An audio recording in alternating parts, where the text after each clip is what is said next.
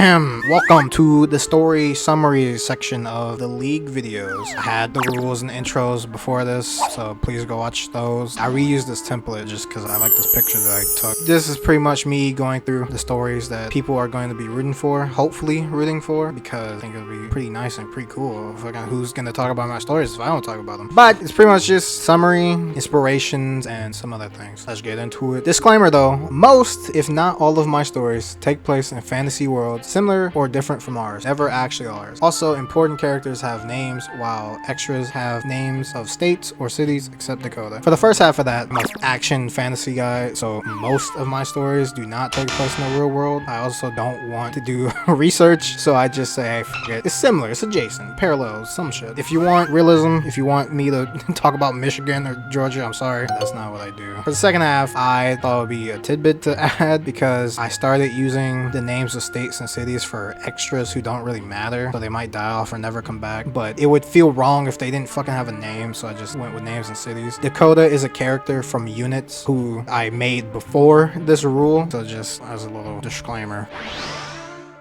The first story, which these are in alphabetical order, is Angelic Heroes. James, a lazy boy, is a big fan of the book Angelic Heroes, and in it there's different characters fighting with living armor, and he ends up finding out that that is real. However, a character not from the books, Adira, meets him and pretty much forces him to drag back / arrest the other Udians, which is their race, who have come to Earth. And the problem is he doesn't want to do it. He doesn't want to be a part of that type of life. So the Udians are the race that she's called, and they are pretty much living armor. Think of Tony Stark and Jarvis. If Jarvis wasn't AI and actual living being. Also not Vision. Action, comedic, slight mecha, that's why it's slight mecha, and then fantasy. Issei is here mostly just because that's who I think of, because James has brown hair and the whole armor thing and things like that. In terms of like the other themes of the lewdness and shit, that is probably not gonna be there. More than likely not gonna be there. I have two categories. I need to remind myself because I want to categorize every story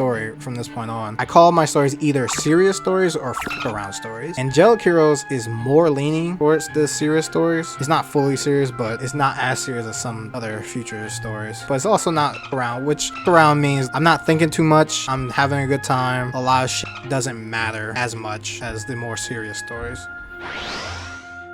Banco, which is more of a f***around story, is about, technically it's called Nikki Banco, but I just put it in the B's for Banco. It's about Nikki Banco finding out from a girl that he has the blood of Lucifer, the Lucifer sons. It's very original, right? But it's about him going through that life of getting to know his powers and different things about the demon world and even gods and things like that. Maybe some conspiracies, who knows? It's more of a f***around story where less things matter, and it's very comedic there. I went through multiple of these. I still have not put comedy up there, but it's definitely comedic because the MC mostly doesn't care, but he has like a more serious side to him. Shin Mai Mao is here not because it was inspired by it. Banco is inspired by it. I think of Shin Mai Mao. I think Shin Mai Mao needs a little bit more praise. Maybe perverted, but it's fucking, I love Basara, man. But yeah, it's a harem fantasy. As you will see, I am a somewhat harem guy, so if you don't like harems, I'm sorry. Also not sorry.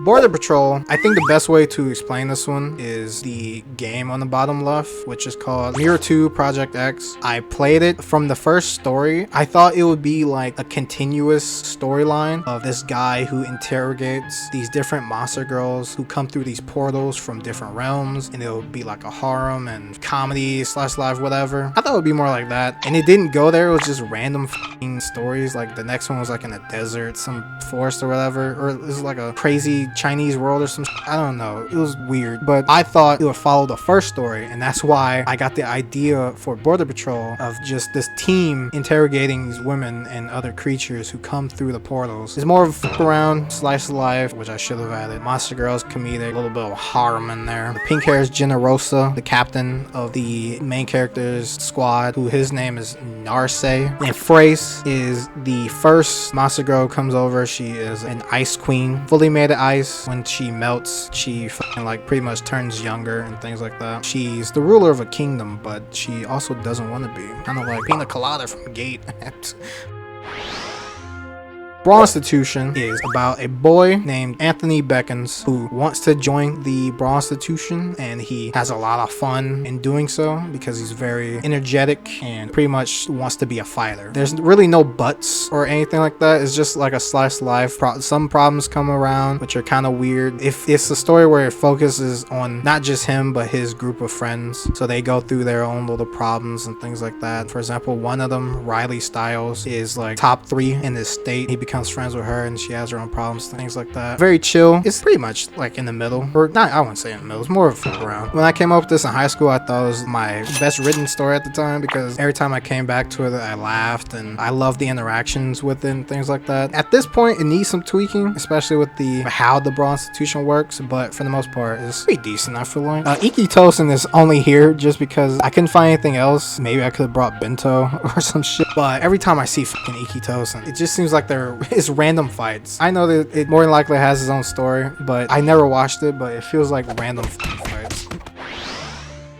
Floor Guardian. Floor Guardian is a collection of stories of different characters who come to this battle tower to be hired into it, right? The picture is just like in Pokemon Coliseum, because I every time I think of a battle tower, I think of that one. But the story, at first it was gonna be more of a singular linear story, but I thought about it and I just turned it into like a collection of stories, and it's different people coming to get hired by this battle tower, but like the boss of it is this infamous crime boss who a lot of people and countries kind of want dead or captured or whatever. And the people of this battle tower protect him, whether they care if he's infamous or not. Some just want money, some maybe care about him, things like that. Slice for life is a question mark because I thought about it recently. I think it would be very intriguing to go into that world of like their crime and different aspects of their lives in the tower and things like that. This one's mostly from a dream, pretty much all from a dream. A random dream where I was having fun with some people in this battle tower, and the one word that I could remember was like 74th, right? And then at first this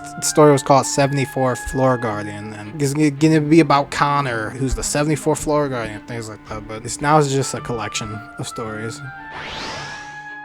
For Goodness Sake. For Goodness Sake is a story about a very nice main character named, what was his name again? Fuck. I don't remember. If I remember, I'll have the other flash on the screen. About the main character who is a very nice guy, and he goes around helping different people, whether they're good or bad, and he pretty much converts some people from bad to good. And there's just constant people who don't like how good he is, and they just want to like fuck him over, right? I got this idea from the manga called NTR Isekai. Now, before you leave or judge or whatever, that's the manga page that's on screen. But I read this one to give it a chance because the summary described it as pretty much bros over hoes, right? And I was like, you know, surely not all of them could be bad. Maybe not all NTR could be bad. I was very wrong because eventually the main premise, it wasn't really bros over hoes. It was just the MC just being a piece of shit, pretty much. But the first half of it had potential because the guy who was bad, who was fucking over the guy named Kenji, he had a chance to like reflect, and it would have been so nice if he did reflect and like he stopped doing it, things like that, because Kenji had like a whole rage moment. He forgot all his kindness and he was out to kill him and things like that. It was pretty cool, but then immediately he reset the world. He just did the same shit again. So I was like, man, fuck this story. Pretty much a lesson at the end of the day. If it has NTR in it, the guy was into some weird shit. But For Goodness Sake, it's not gonna be like that, and the MC pretty much tries to be good the whole way through. He converts people from bad to good, so it's pretty much a feel-good story, mostly like a fuck around, maybe a little bit serious, you know, things like that. Harakiri Dojo. From my memory, I didn't have any real inspirations from this. I have Kenichi here, but I didn't watch it. I still haven't watched it. But Harakiri Dojo is about the main character, Haraku, who wants to be the master of his dojo, the defense dojo. However, he has a lot of problems because he is a very angry person, and it gets worse and worse as time goes on. Even just like a kid laughing in the direction of his dojo. Not even laughing at the dojo, but in the direction of the dojo. but he's gonna see it like as a mock, as a tease at him or the dojo, so he gets mad, right? And the whole premise is him trying to get over that anger, find the root of it, and like pretty much go through anger management. There is like a twist that I don't want to spoil, so I won't get too much into it. That's why the psychological is like a question mark, maybe not, you know. The fantasy is there mainly because they have this aura and it's in every single person in their world, but they have to like train it to get it out. It will be explained more in this story. Jack of all trades might be my favorite that I'm writing right now. The idea is that this kid, Ned Uno Yoshi, is pretty much feeling very useless and feels like he's not needed by anyone in the world until he gets this advice from a teacher. From that advice, he decides to try to learn every skill in the world, or at least as many as he can. As he grows up, he has to deal with different skills, but also different people who are learning these skills. There's even the antagonist who, for some reason, wants to take away people's skills and things like that, like erase their minds of them, and that's why the whole magic is there. In terms of their ages, Ned is only a kid right now because he did not win a tournament and Guri won it for him, and so that's why it's only art of him as a kid, but he's gonna get older pretty much. Him alongside the two girls here, Orin and Guri, they're going to get older and is gonna pretty much progress into different age groups and things like that. Imminence is here because the story was definitely inspired by it. Now, at the time, I wanted more anime slash harems like Eminence. The harem behind Jack of all trades is that he is a very cool, charismatic guy. I don't know about cool, because I feel like comparing him cool would be like comparing him to other generic isekai protagonists. He's very charismatic and very wholesome and funny and things like that. These different women gather around him, and the guy who is taking away skills is a part of a secret organization, and the girls find out, but they don't want Ned to find out because, you know, live happily, peacefully, so that he doesn't have to deal with it. So that's the whole Imminence part behind it. They're handling that shit pretty much in the shadows while Ned is handling his skill set. Maybe he'll learn about it, maybe he won't. Maybe he'll throw his 2 cents or his hands in that shit. Now, King's Rule, which is my baby. King's Rule is about Brick Benson, a boy who wants to be a king, but it is definitely not as easy as he maybe once thought. He has to deal with a lot more physical and mental issues, dealing with people's problems, establishing a kingdom, dealing with his own emotions of like anger and things like that. So it's this whole like, maybe I haven't heard the phrase coming of age in a while, but maybe it's this coming of age story where he starts off as a kid, he turns a teenager, he does these great things, and he tries to become a king, right? That's where the whole fantasy adventure comes from. There's things called the King's Mark on his chest, which is the sign of king candidates, but he can lose it. It's not something that you're born into. It's something that you earn from wanting to be a king and having faith in people, right? And so he goes through his journey trying to become a king and not lose that mark. Hitman Reborn is here because King's Rule wasn't inspired by it, but it was heavily motivated, because I'm pretty sure at the time I was not writing King's Rule before I watched Hitman Reborn, and then I watched it and I was like, I felt very motivated, like I gotta get on it, because you know they have themes of loyalty and things like that. It was pretty cool, pretty good. Love story, Name in Progress. This one is just because I got tired of watching or reading stories where the man has to do everything, the man, the women are independent and shit like that. I was like, sorry, my throat was getting dry. But anyway, men. I was just getting tired of stories where the man had to be the one protecting and shit like that. So I was like, I'm gonna write a love story where the woman is pretty much the main focus and she's the one dominating slash protecting the guy, things like that. So it's about Rose, who is a crime boss. You know, typical crime boss. ASMR, am I right? Crime boss who is very rigid, and she's kind of losing control of her group until she meets this guy who she falls in love with, Hugo, who is more emotionally open than her, and you know, he helps her with that side of her group while she does the fighting and the leadership and things like that. Girls of the Wilds is here. That's the little manga because it starts off similar where the girls are protecting the guy because the guy is very weak and getting bullied and things like that, but it does turn into a story where of course the guy gets stronger, not stronger than them, but he gets stronger to protect himself. And the first arc is great, but then I dropped after that because it got worse. Amazon Swordswoman is just here because, you know, Amazon's like, that's the whole idea, man. The Amazons are great, man.